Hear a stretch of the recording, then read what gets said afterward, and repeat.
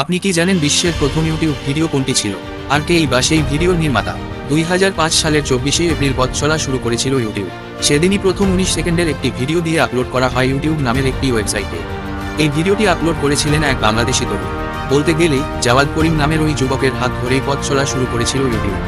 তখন কিন্তু জাওয়াদ জানতেন না যে ইউটিউব একদিন বিশ্বের সমাজ, অর্থনীতি, রাজনীতি ও বিনোদনের জগৎটাই পুরোপুরি পাল্টে দেবে। ইউটিউবে প্রথম যে ভিডিওটি দেওয়া হয় সেটি একটি হাতির সুরে। মার্কিন যুক্তরাষ্ট্রের ক্যালিফোর্নিয়ার সান ডিয়েগো চিড়িয়াখানায় ঘোরার সময় হাতির সুরের একটি ভিডিও করেন জাওয়াদ। লাজুক মুখ নিয়ে হাতির খাঁচার সামনে দাঁড়িয়ে তিনি বলেন, হাতির সবচেয়ে বড় ব্যাপার হলো যে তাদের অনেক লম্বা সুর আছে।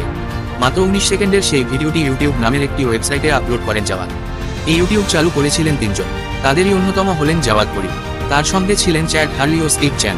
সেই সময় তারা লক্ষ্য করেন ইন্টারনেটে ভিডিও দেখার জন্য প্ল্যাটফর্মের ঘাটতি আছে। তারা বুঝেছিলেন যে এই ঘাটতি পূরণ করতে পারলে বহু মানুষের লাভ হবে। তাই কি করে ওই ঘাটতি মেটানো যায় তা নিয়ে কাজ করতে